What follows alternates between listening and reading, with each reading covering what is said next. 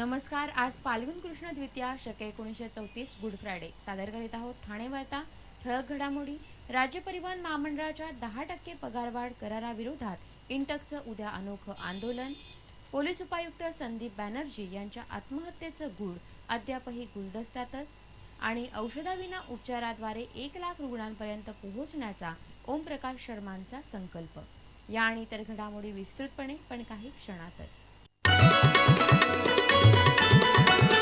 ठाणे जिल्ह्यातील पहिलं दृकश्राव्य माध्यम आता इंटरनेटवर देखील. पहा ठाणे वार्ता तुमच्या सोयीनं कधीही केव्हाही कुठेही.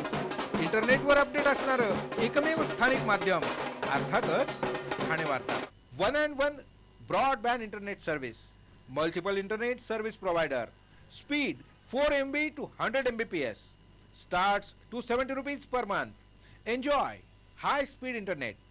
Call today 2538-6608. नमस्कार मंडळी.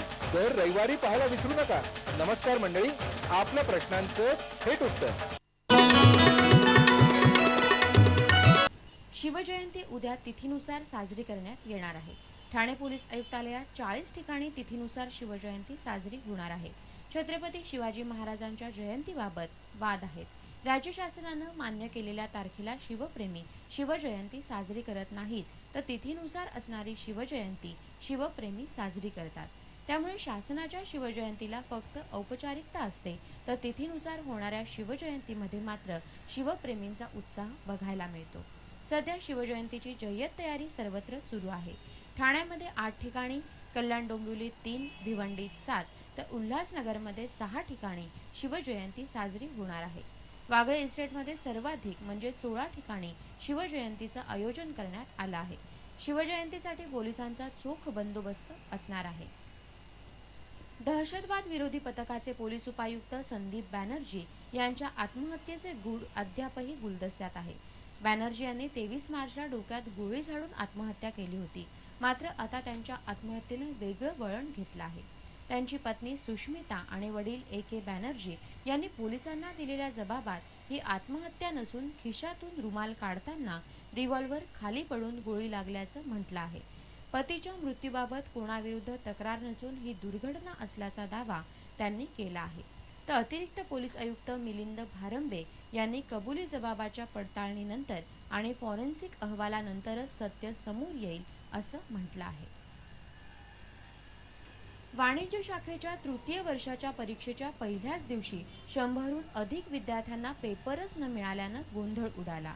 माजिवडे येथील महाविद्यालयात 407 विद्यार्थी असताना 300 प्रश्नपत्रिका विद्यापीठाने पाठवल्या. त्यामुळे 107 विद्यार्थ्यांनी करायचे काय असा प्रश्न निर्माण झाला. अखेर ही बाब विद्यापीठाला कळवण्यात आली.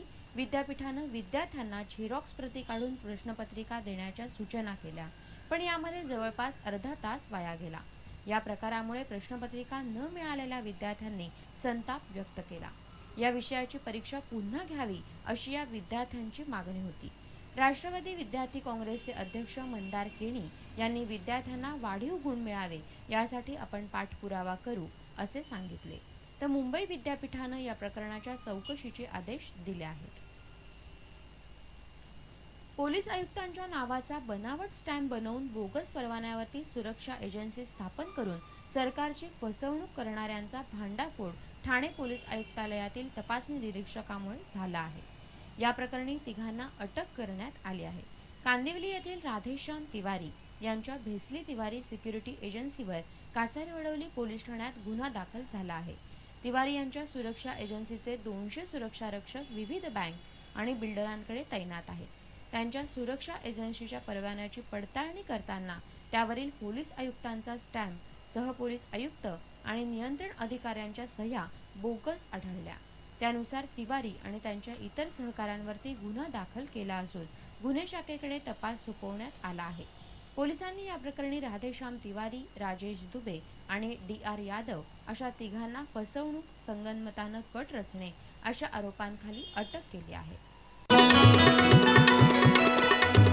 कल्याण ज्वेलर्स, हर गहने पर कम से कम मेकिंग चार्जेस का रेट टैग. कल्याण ज्वेलर्स, मुंबई में मार्च 24 से बोरीवली, थाने और वाशी में. अब जब भी लेना गहना मेकिंग चार्जेस का रेट टैग देख करके ही लेना। हाँ। नमस्कार मंडळीमध्ये या रविवारी भेटू पंचांग करते दाक्रू सोमण यांना। गुढीपाडवा आणि नववर्ष स्वागत यात्रा याविषयी विचारा हवा तो प्रश्न थेट पंचांग करते दाक्रू सोमण यांना। रविवार 31 मार्च रात्री 9 ते 9:30 दरम्यान सहभागी व्हायला विसरू नका। संपर्क साधा 2545 22 22 2538 22 22। नमस्कार मंडळी, आपल्या प्रश्नांचं थेट उत्तर। ठाणे जिल्ह्यातील पहिलं दृकश्राव्य माध्यम आता इंटरनेटवर देखील पहा।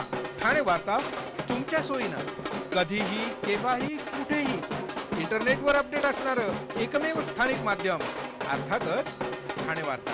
आपला परिसर स्वच्छ आणि सुंदर ठेवण्यासाठी ठाणे महापालिकेत सहकार्य करा। ओला सुका कचरा वेगवेगळा जमा करा आणि रोगराईपासून मुक्तता मिळवा।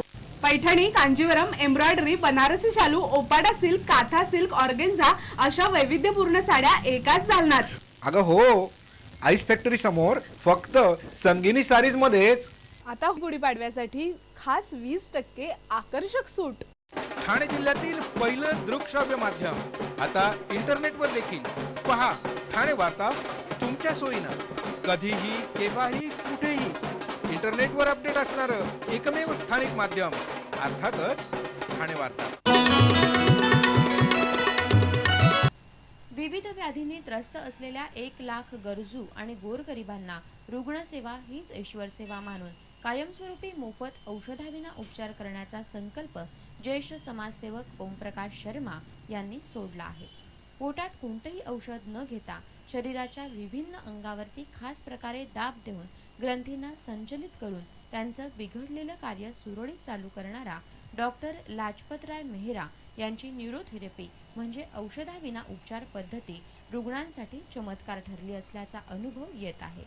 वाढते ताणतणाव, धावपळीचं जीवन, बदलती जीवनशैली, नेसत्व आहार आणि आर्थिक तसंच कौटुंबिक समस्या यामुळे आज अनेकांचं आरोग्य बिघडलं आहे। महागड्या औषध उपचारांमुळे आजारामधील गुंतागुंत वाढली आहे।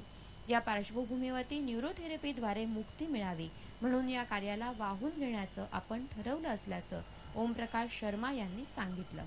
न्यूरोथेरपीद्वारे 1 लाख रुग्णांवरती उपचार करण्याचा संकल्प सोडण्यात आला असून 100 प्रशिक्षित डॉक्टरही तयार करण्याचं उद्दिष्ट ठरवण्यात आल्याचं त्यांनी सांगितलं। या शिबिराविषयी अधिक माहितीसाठी 25829026 या दूरध्वनी क्रमांकावरती संपर्क साधावा असं आवाहन करण्यात आलं आहे। राज्य परिवहन महामंडळातील कर्मचाऱ्यांच्या 10% पगारवाढ कराराच्या विरोधात इंटक कामगार संघटना आक्रमक झाली असून या कराराच्या विरोधात अनोख्या पद्धतीनं आंदोलन छेडलं जाणार आहे। आज एका पत्रकार परिषदेत ही माहिती देण्यात आली।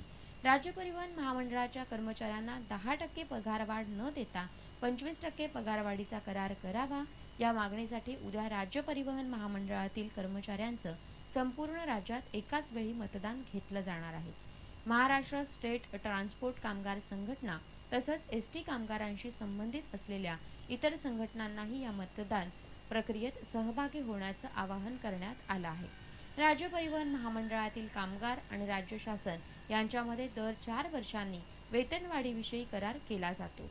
मात्र महाराष्ट्र स्टेट ट्रान्सपोर्ट कामगार संघटनेनं केवळ 10% पगारवाढीचा करार करून कामगारांची गळचेपी केल्याचा आरोप इंटकनं केला आहे।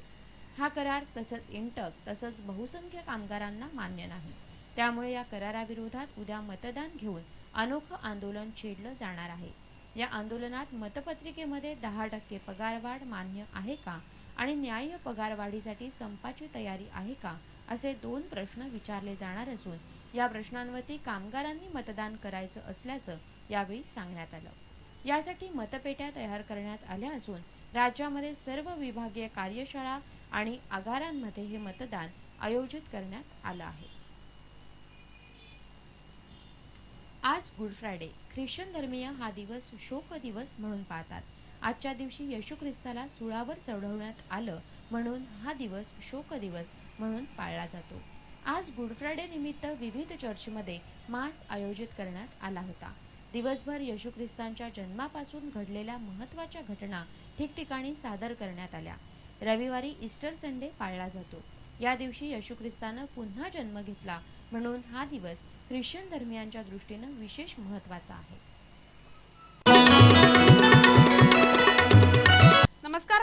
मध्ये या रविवारी भेटू पंचांगकर्ते दाकरू सोमण यांना.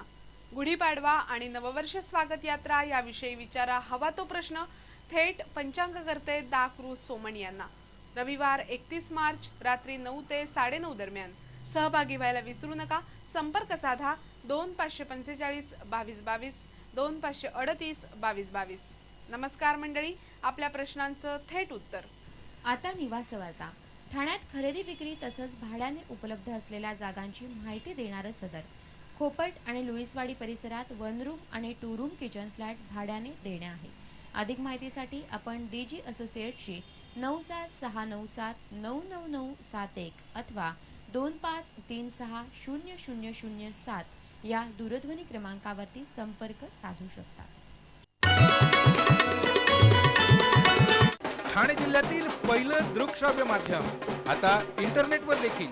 पहा ठाणे वार्ता तुमच्या सोयीनं, कधीही केव्हाही कुठेही. इंटरनेटवर अपडेट असणारं एकमेव स्थानिक माध्यम अर्थातच ठाणे वार्ता.